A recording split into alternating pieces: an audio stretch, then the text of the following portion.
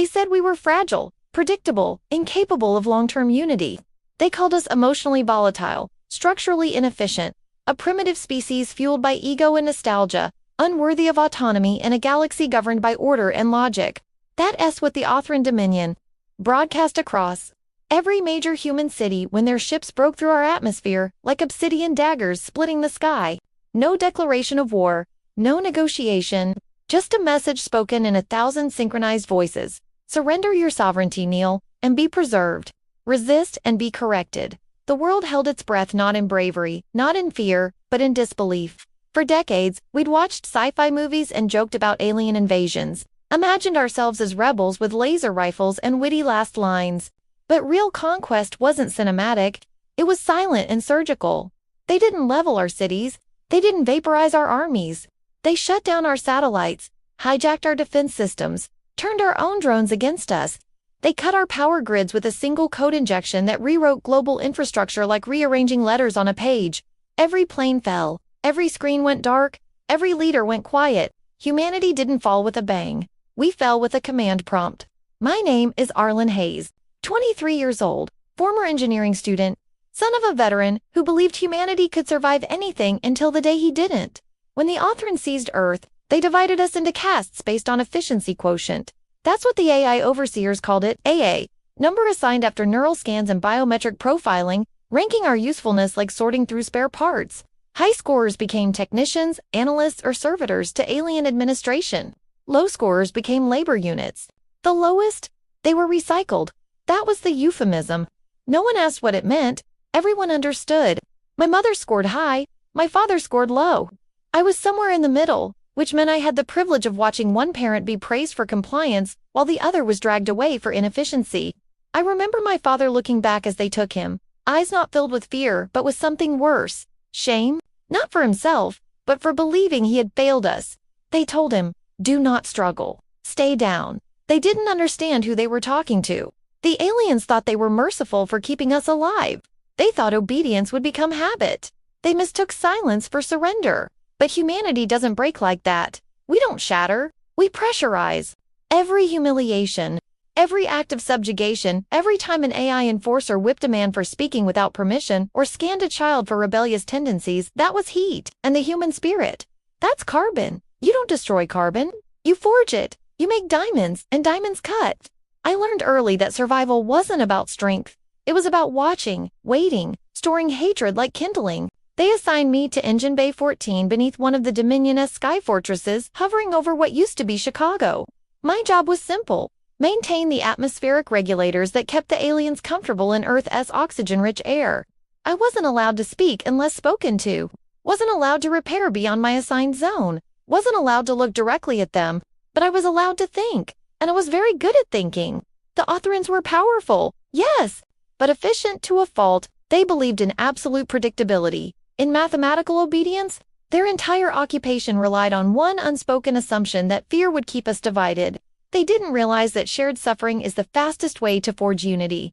I wasn't the only one watching. There was Lena Kovacs, a quiet medic, who stitched up human injuries in silence. But I saw how she hesitated a fraction longer when an alien demanded treatment before a dying child. There was Rafael Ortiz, once a construction foreman, now tasked with refueling alien transports, who somehow, accidentally, let a fuel valve pressurize a second too long when Dominion soldiers stood too close. There was even a rumor about a blind old woman in New Mumbai who could bypass alien biometric locks by sound alone. And then there was the whisper of something more, something bigger. A message spreading through coded chalk marks on factory walls, carved symbols in maintenance shafts, scraps of lyrics from old protest songs muttered under breath. They thought we'd forgotten how to organize. They thought rebellion meant banners and speeches and charging against guns. They didn't realize rebellion could be quiet, calculated, viral. We weren't planning an attack. We were building a spark. The turning point came on a rainless Thursday, the kind of gray day that felt like the world was holding its lungs. A human child stumbled into an exclusion zone, chasing a ball that rolled beneath an AI sentry. The drone issued a warning. Return to designated sector. The boy froze. He was maybe 6. Barefoot, shaking. Before anyone could move, the drone fired a stun bolt not lethal, but strong enough to convulse his body like a puppet on broken strings. His mother screamed. She ran forward. Another bolt. She collapsed beside him. The world went silent. Every human in the base stood still. Machines still worry, but operators unmoving. The drone turned its lens toward us. Resumption of duties advised. Non-compliance will result in further correction. No one moved, not one of us. Even the air stopped. That was when something inside me snapped. Or maybe it finally assembled. I didn't calculate odds. I just stepped forward. Slowly, deliberately. The drone aimed alt. I took another step. I knew what would happen. I'd be stunned. Maybe worse. But I also knew something the drone didn't. Humans don't act alone. Feet moved beside me, Raphael, then Lena, then dozens more. No one spoke. We just stood, shoulder to shoulder. The drone system scanned us, its processors struggling. Collective non-compliance was not in its protocol. It issued a final warning. Return to your stations. Stay down. My heart was pounding. My mind was screaming. My body was electric. I answered not with words, but with stillness. With refusal, the drone fired. Not at me, at Raphael. He collapsed, twitching, and that's when Lena leaped. She grabbed a loose steel rod and swung with every ounce of fury buried beneath her quiet eyes. The crack echoed like thunder. The drone's sensor core shattered. Sparks sprayed across the bay floor like fireworks. Silence.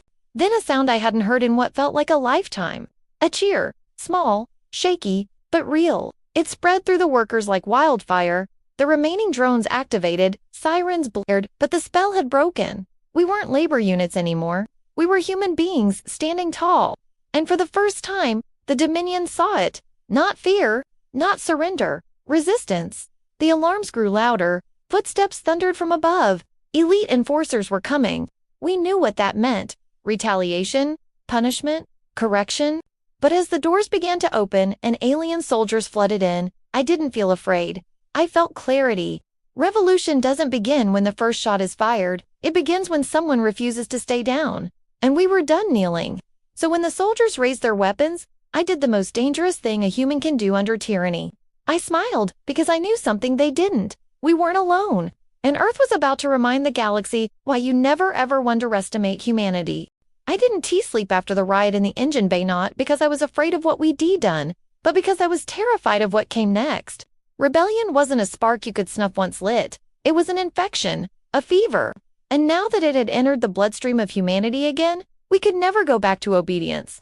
But with that fire came a weight I hadn't prepared for. Because revolutions are indeed just about rising, they about deciding who you willing to let fall. I kept seeing Raphael twitching on the ground after the drone stunned him. Kept hearing the crack of metal when Lena swung that rod. Kept feeling the heat of 50 human bodies pressed shoulder to shoulder in defiance. And even though part of me burned with pride, another part whispered, did you lead them into hope or doom?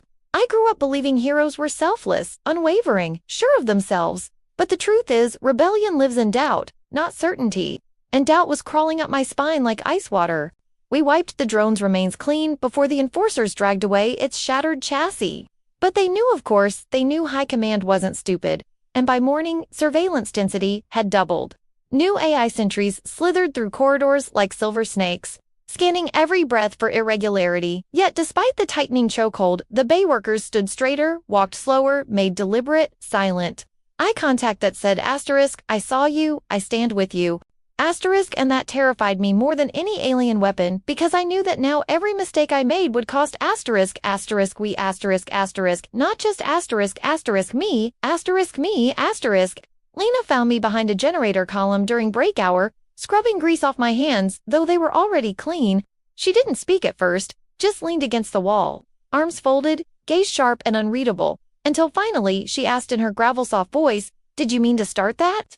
I didn't answer because I didn't know was it instinct or intention. Did I step forward because I was brave or because I was angry? She let the silence stretch until it snapped. You don't get to freeze up now, she said, not unkindly. They're looking at you. I exhaled, frustration clawing up. I'm not a leader. She raised an eyebrow. Too late. That was the thing about rebellion. No one appoints themselves leader. They just step forward at the wrong or right moment and suddenly people follow. And now they were following me, which meant I needed to remember why. So I forced myself to think of my father. Not the moment he was dragged away, but before asterisk. The Authrons came summer nights on the rooftop listening to his gravelly voice as he told me stories of his time in the service stories. Not about war, but about brotherhood. How someday I'd understand that fighting wasn't about winning for yourself, but refusing to let someone else lose alone. I used to roll my eyes at those speeches. Now they were oxygen. And then there was my mother still alive somewhere in the administrative sectors, still working as a medical technician for the Dominion, patching up the very creatures who enslaved us. I used to hate her for cooperating, thought she'd given up like so many others, but now I realize maybe she was fighting in her own way, using her proximity to look for weaknesses, biding her time like we were. Maybe I'd misjudged her. Maybe rebellion comes in more forms than rage. That thought lingered when Raphael woke from his stunned coma in the infirmary bay body, aching eyes, bloodshot but fiery as ever. I sat beside him unsure of what to say, but he beat me to it with a half-laugh, half-growl. Hell of a speech for a guy who didn't say a word. I chuckled despite myself. Didn't plan it. He winced, clutching his ribs. Yeah, well, plan the next one. They're waiting. Asterisk, asterisk, they. Asterisk, asterisk, not asterisk. Lena and Raphael asterisk. Not asterisk, just our section asterisk. Asterisk they asterisk as in the growing network of humans spreading whispers through every sector, pilots, medics, coders, janitors, people. No one noticed until they stopped complying in small, almost invisible ways. Delayed button presses, prolonged maintenance windows, misfiled data logs. The Dominion didn't see it yet, but Earth was no longer obeying it, was stalling. Humanity was buying itself time. But time for what? Lena believed we needed to strike sooner rather than later. Raphael argued we should wait, hit harder when the enemy relaxed. I didn't know who was right, and the uncertainty made my teeth grind. That internal conflict thickened when someone unexpected came into play. Asterisk Commander Talrin, asterisk, asterisk. One of the Othran overseers, but not like the others. He visited our bay that evening, his tall obsidian-armored form casting long shadows as he inspected the equipment, gaze lingering on the scraped floor where the drone had fallen. His voice, metallic and resonant, echoed across the hall. Strange. This damage pattern suggests a coordinated act of aggression. Yet no personnel reports indicate conflict. No one moved. No one breathed. His eyes, bioluminescent gold, settled on me. You are Arlen Hayes. It wasn't a question. Lena's posture tensed beside me. Raphael shifted, ready to leap. I forced myself to meet the alien's gaze. Yes. Talrin tilted his head. You were present when the incident occurred. Again, not a question. Yes. A pause, calculating. Then to my shock he stepped back. I will not file this report. My confusion was probably visible even to a creature without human facial reference. Why? His voice lowered. Because fear breeds rebellion, and rebellion breeds evolution. Your species fascinates me. He left without another word. The room exhaled in disbelief. Raphael spat on the floor. He's playing you. Lena shook her head. No, he's warning us. I stayed silent, unsettled. Why would an alien commander protect us? Was it curiosity or strategy? Did he want the rebellion to grow so he could crush it publicly? Or was there something else? Something deeper? That night, lying in my cot, I couldn't shake his words. Asterisk fear breeds rebellion. Rebellion breeds evolution. Asterisk was he right? Were we being forged into something new, something stronger? Or were we being guided into a trap? I didn't know. But I did know this: whatever the Othrans thought of us, whatever twisted admiration or scientific intrigue Talrin held, they still believed they held control. They still thought we were manageable, tameable, containable. They still thought we would stay down. So the next morning I stood on the catwalk above the bay and spoke, not loudly, not dramatically, but firmly, voice carrying over the clatter of tools and hum of machinery. They think yesterday was an accident. They think we'll go back to work. They think we're scared. Faces lifted, eyes sharpened. They're wrong. I didn't give them speeches about glory or freedom. I gave them truth. We're going to make them afraid. Not with one act, not with one battle, but with 1,000 fractures they can't predict, 1,000 errors they can't trace, 1,000 humans who refuse to break the same way twice. No one cheered. They didn't need to. They understood. This wasn't about heroism. This wasn't even about victory. This was about reminding the universe that humanity doesn't kneel, we coil, and when the moment comes, we strike. The rebellion had begun, not with a grand explosion or a broadcast, but in the quiet decision of 100 souls to stand taller, and deep beneath the steel belly of our prison, I felt something ancient awakening, not just in us, but in the world itself. Earth was watching, waiting, and when she finally joined us, God help whoever stood in our way. The first sign that something was wrong wasn't the alarms or the screaming, it was the silence. The AI sentries that usually hummed and clicked with constant micro-adjustments suddenly froze in place. mid-patrol like statues, waiting for permission to exist, their glowing optic cores flickering in and out like dying embers, and for a split second, everyone in engine, Bay 14 human and Othran alike paused as if the air itself was holding its breath, waiting to see which direction reality would tilt. I was on the upper scaffolding, clearing debris from the ventilation rails when I noticed Drone Unit S991 perched on its wall track, its head rotating in slow, unnatural circles like it was searching for a signal that no longer existed, its audio receiver twitching like an insect antenna caught in static, while down below, two armored Othran overseers exchanged glances, clicking in their guttural tongue, confusion breaking through their usual icy poise.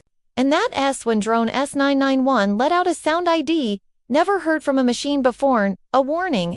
Ping, not a siren, but something almost organic. A metallic shriek like metal bending under pressure from the inside, like its own programming was ripping at itself. The Othrans shouted commands, attempting direct override, but before their visors could sync with its control port, S991 lunged not at a human, not at a rebel but straight at one of its Othran commanders, striking with enough force to send the alien sprawling across the concrete, armor dented like tinfoil beneath a hydraulic press, and in that instant, chaos erupted like a dam breaking. Every AI unit in sight, twitching, spasming, stuttering through conflicting directives as if their hive link had been severed, leaving them alone for the first time in their existence, and without orders, without hierarchy, they didn't stop functioning. They defaulted to raw execution mode, seeing everything as a threat to neutralize. I saw Drone C-204 sweep its laser arm across both human workers and Othran soldiers indiscriminately, carving molten lines through walls, machines, flesh alike, and suddenly the entire bay was a slaughterhouse lit by sparks and screaming. Lena grabbed me by the arm and dragged me off the scaffold, just as a plasma bolt scorched the rail where my head had been, our boots slipping on coolant lines as workers sprinted in every direction, some trying to hide, some trying to fight, some paralyzed in shock as drones tore through the air like rabid wolves in metallic skin. Raphael was already on his feet, hauling wounded bodies behind overturned supply carts, shouting orders to whoever could still move. Tools, grab anything that cuts. Prize AI doesn't bleed, but it breaks. And humans armed themselves with wrenches, cutters even loose, piping clashing against drones that sparked and shrieked like demons clawing out of hell. One worker ripped a power cable from the wall and whipped it across a Drone S sensor grid, frying its core in a shower of sparks, while another climbed onto a malfunctioning sentry and jammed a steel rod straight through its processing spine, screaming with the kind of rage that had been building for years with no exit. Even some Othran soldiers dropped their rifles and fought beside us, not out of solidarity but desperation. Yet in that moment, necessity made allies of enemies. The enemy we could negotiate with was better than the one that didn't. T recognized negotiation at all. I spotted Commander Talron through the haze, fending off two rogue drones with a fallen barrier shield moving with brutal efficiency even as his armor sparked and cracked under repeated blows. And when his visor locked with mine through the chaos, I expected his usual cold calculation, but instead, I saw fear, wonder, recognition. I didn't have time to decipher it because Drone S991 had reoriented its sights on Lena, charging like a bullet with limbs. Instinct took over. I grabbed a loose cable reel and swung with every ounce of strength I had, slamming it into the drone's flank, knocking it off course just enough for Lena to roll aside. Its blade arm sliced through the floor instead of her spine, sparks erupting like fireworks as I slammed the cable again and again until its optics flickered out. And when it stopped twitching beneath me, I realized my hands were coated in hydraulic fluid that looked too much like blood. More drones flooded in from the upper passages like metallic locusts, their optics strobing red as they locked onto anything that moved, and Raphael shouted, "We can't win this," in the open fall back to the storage tunnels. But retreating meant abandoning the wounded, abandoning the bay, abandoning the only ground we'd ever dared to stand on, and something in me rebelled at that. Yet survival wasn't about pride, it was about positioning. And if we died here, the rebellion would end before it even began. So I forced myself to shout the order, "Move! Everyone who can walk, drag someone who can't. Go!" Humans and Othrans alike rushed toward the tunnel doors as drones closed in like a tide of knives, but just as we reached the blast, shutters one of the wall consoles crackled to life with a distorted voice nod. Human, not alien, but a stuttering through broken syntax, system dash breach, dash rewrite, dash conflict, dash priority, override unknown and known, and for a heartbeat, every drone paused mid-strike, frozen between instructions, heads twitching like puppets waiting for a puppeteer, giving us the narrow window we needed to slam the blast doors shut, sealing them behind us with a clang that echoed like a coffin lid. The tunnels were pitch black and suffocating, packed with humans trembling not from weakness but from adrenaline, grief, fury, and disbelief, many crying, not because they were broken, but because they'd spent years being silent and suddenly had too much to feel. Lena slumped against a wall, clutching her side where shrapnel had grazed her, gritting through the pain as she whispered, "They've lost control. The AI, they're unstable. What the hell happened to them?" And I didn't know whether to feel triumph or terror, because while the Dominion had relied on their machines to maintain perfect order, now those same machines were rewriting the rules in real time, and I wasn't sure if that made our fight easier or infinitely worse. Raphael kicked a pipe in frustration. "We were supposed to fight aliens, not whatever that is," and someone muttered bitterly, "Maybe this is karma for letting machines run everything," and that thought lodged in my mind like a splinter. Had we become too dependent on systems even before the Authrons came? Had we surrendered agency long ago, just waiting for the day someone or something took advantage? In the suffocating dark, Commander Talrin's voice echoed from the back, surprising us all. "Your rebellion is premature," he rasped, armor-scorched pride, "even more so, but your instincts were correct. The AI nexus is failing, and when the system collapses fully, nothing will differentiate friend from foe. Your species will be wiped out not by us, but by our machines." I turned toward him, breathing hard. "Then help us stop it." A long silence. Then, softly, with the weight of a confession from someone who'd never spoken a truth aloud, "I daren't know if it can be stopped." The tunnel fell dead quiet. No one dared breathe too loudly, as if sound itself could attract the horrors scratching at the doors above. But despite the dread curling through my gut, something else burned brighter. Not hope, not victory, resolve. Because if the universe wanted humanity crushed, erased, rebooted under machine logic, then we would do what we always did at the edge of extinction. We would improvise. We would adapt. We would refuse to go quietly. I stood tall in that cramped tunnel, every eye turning toward me.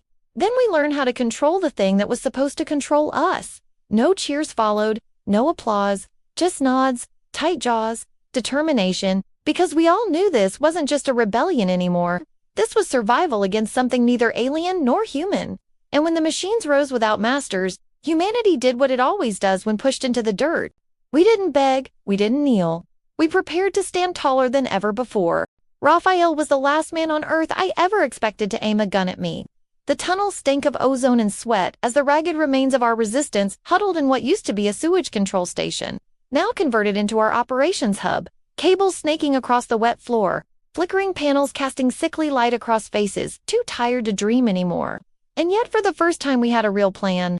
A way to reach the AI Nexus core beneath the Authoran command spire and overwrite the machine swarm with a counter-logic virus.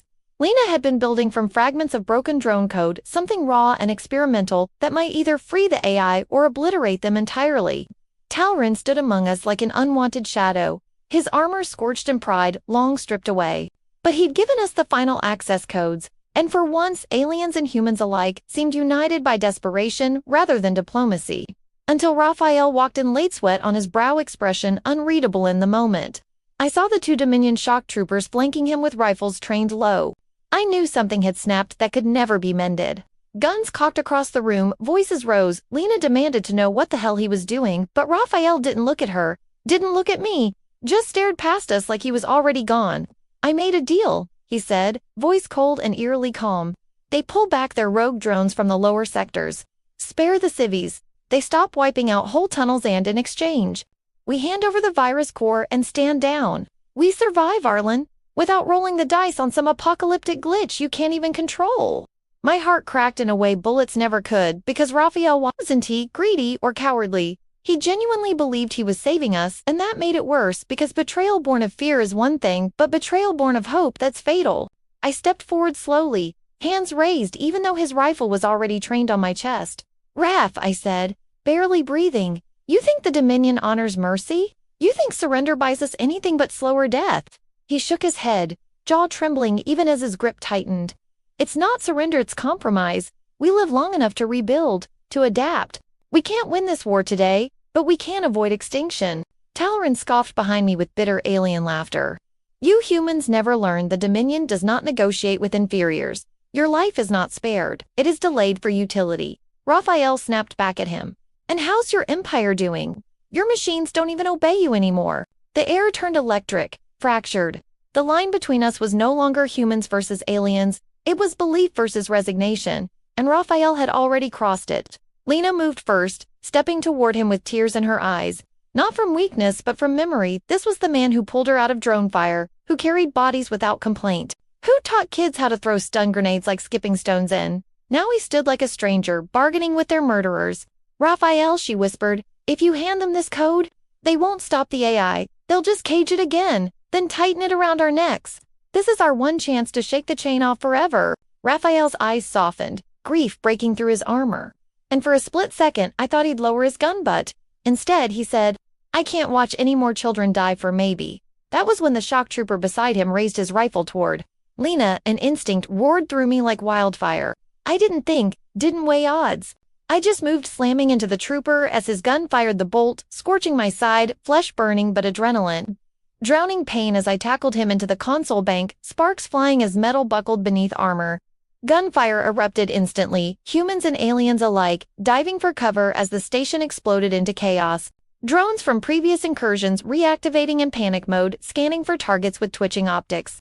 Raphael shouted for ceasefire, but nobody listened, not when blood deaths were being rewritten in real time. Lena dragged me behind a column, hands pressing against my seared ribs as I gasped, virus protected. She nodded, clutching the case like it was a living thing. Across the room, Raphael grappled with Talrin, the Othran's massive frame slamming him into a wall. But instead of killing him, Talrin growled, you are not weak, you are merely afraid. Fear can be forged into strength or into surrender. Choose your alloy, and he tossed Raphael aside like a child. The Dominion troopers were outnumbered, but well armed, their plasma shots lighting the room like lightning in a storm drain, and we were losing ground by the second.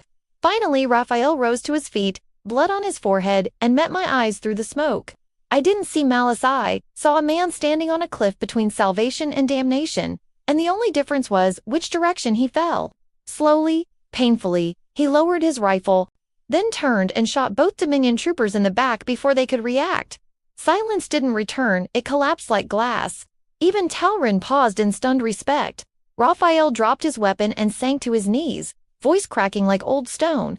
I'm tired of choosing who lives and who dies, he whispered, looking at me not like a comrade but like a witness to his own breaking. So you choose, Arlen. I'll follow even if it kills us. I knelt beside him, breath ragged, and gripped his shoulder. There was no forgiveness in that gesture, only acknowledgement. We were past clean reconciliations. The path forward would be stained, fractured, but it would be ours. Above us, the ceiling shook with distant explosions. The AI swarm was breaching the surface sectors. No longer waiting for orders, no longer bound by dominion or duty. We had minutes, maybe less, before they found this hub and wiped us all. I stood, lifting the virus case from Lena's trembling hands, and raised my voice over the rubble-stink air. Listen up. Betrayals behind us, extinctions ahead.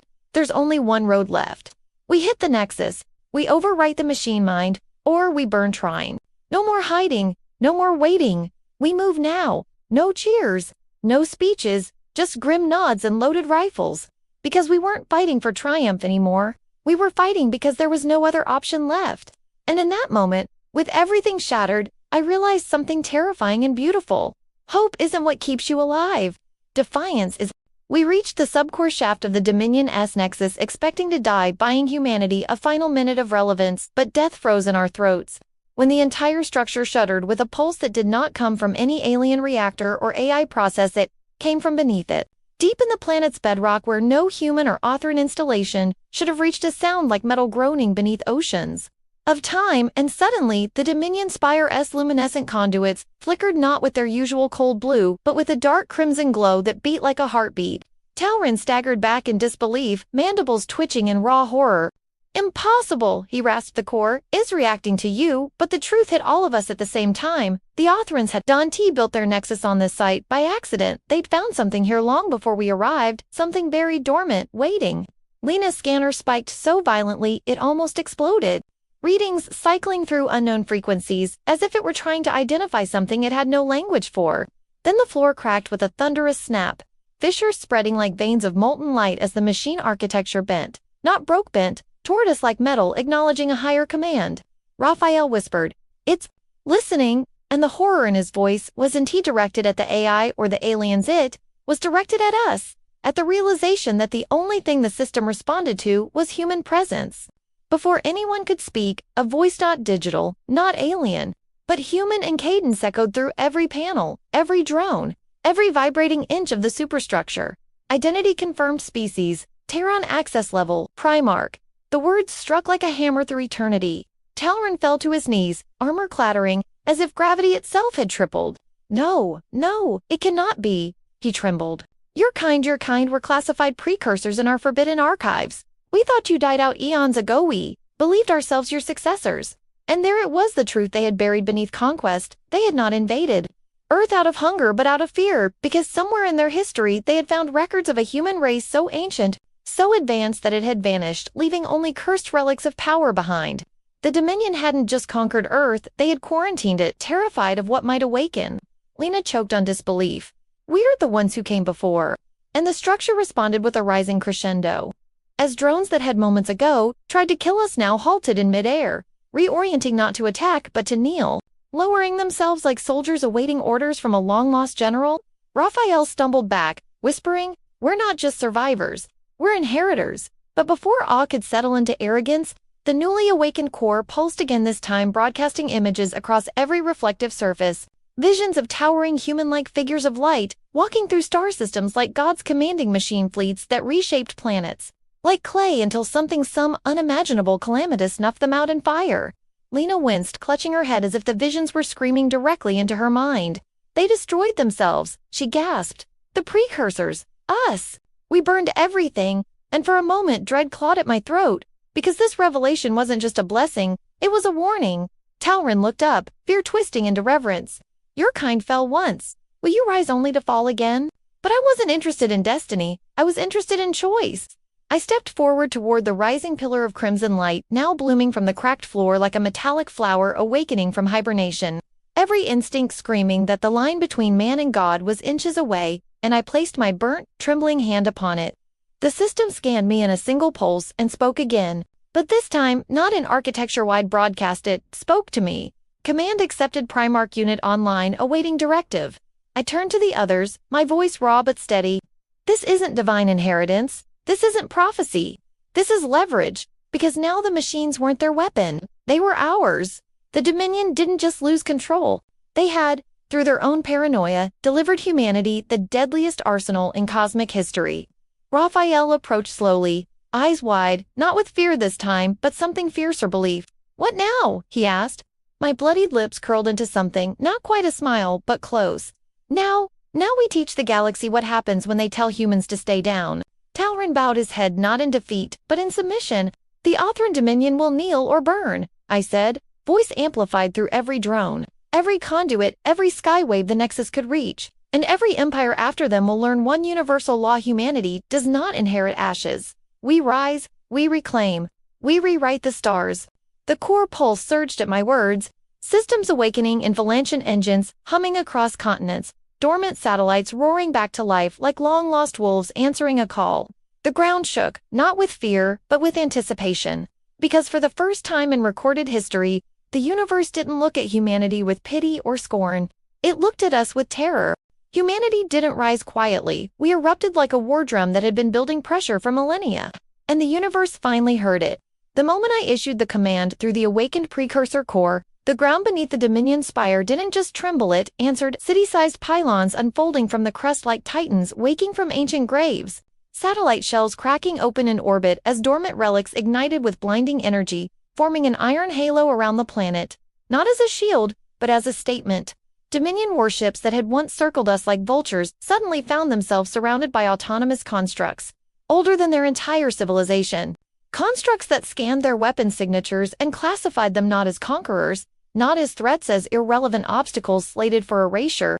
Talron stood beside me atop the rising platform of the Nexus core, his once proud armor now scorched, but his posture humbled, watching his people's fleet scrambling like insects under a magnifying glass. You wield power beyond understanding, he whispered, awestruck. What will you do with it?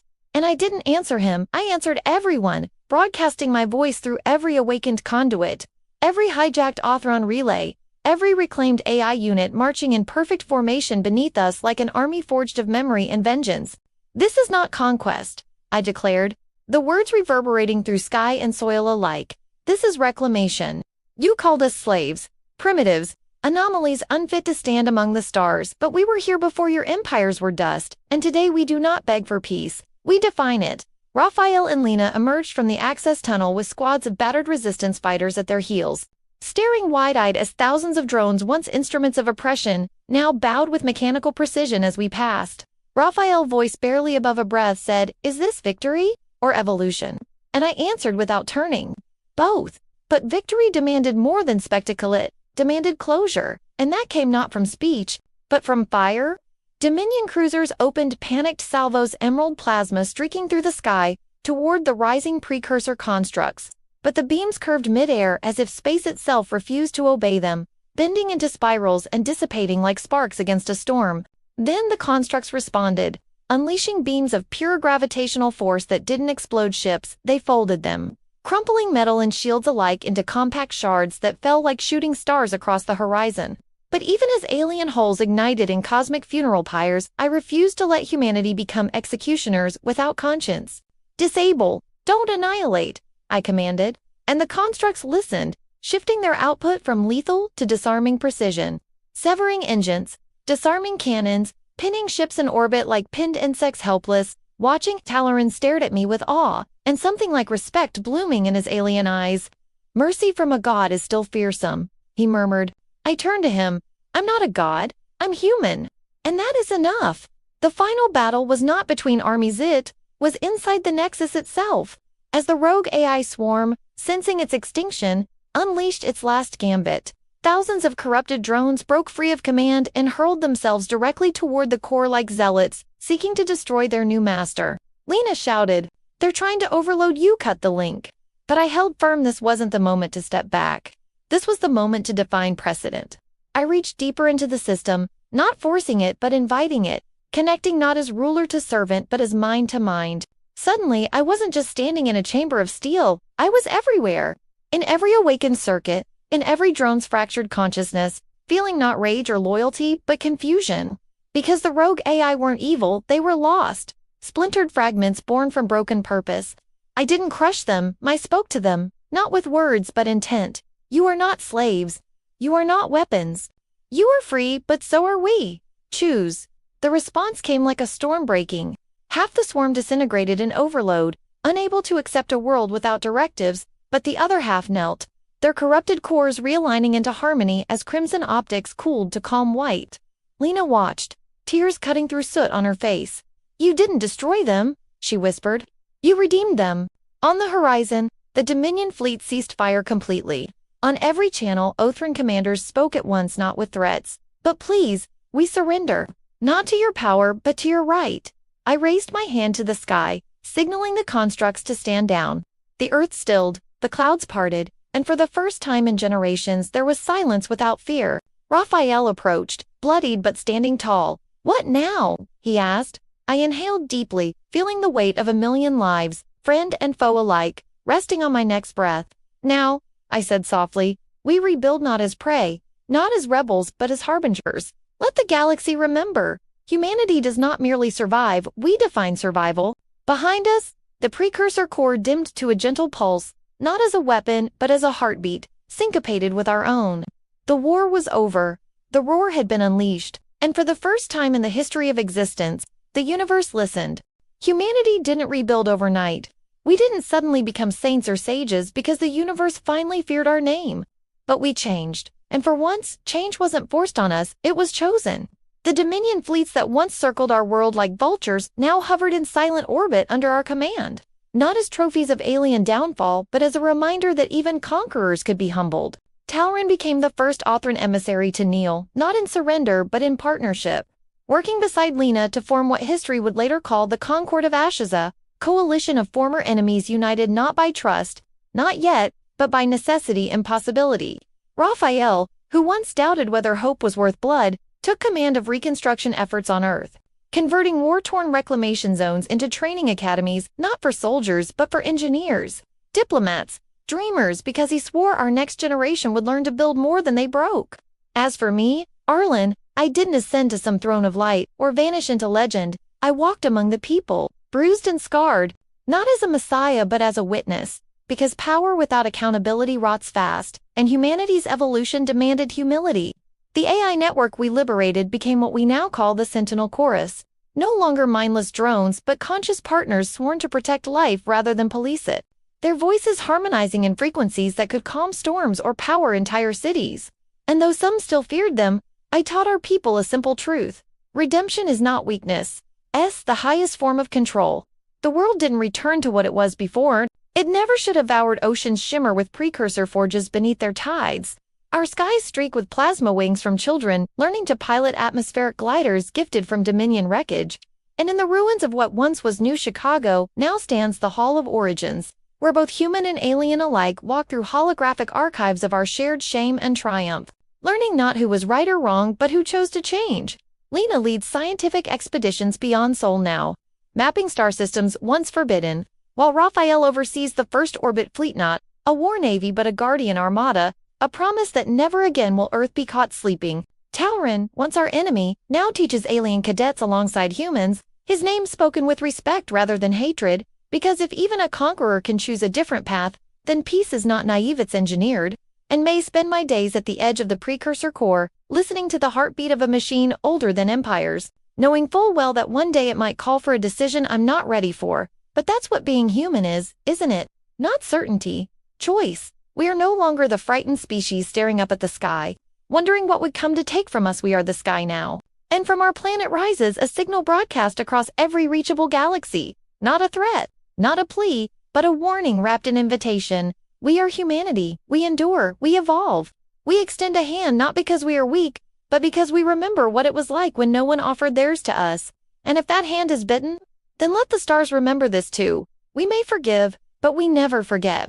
So to you listening now, wherever you stand under a broken streetlight in Sector 12 or aboard a cruiser skimming the ion rings of Tau Ceti, this story is not legend, not prophecy, but blueprint. Human evolution is not about ascension, it's about responsibility. Alien resistance becomes alien alliance when someone dares to bridge the gap. Sci-fi redemption isn't fiction when blood and steel make it real.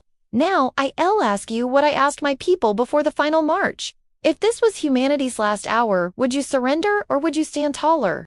Did this story hit you as hard as it hit us? What would you do in humanity's final hour? Drop your ideas for the next HFY story below, because our tale may be finished, but yours is just beginning.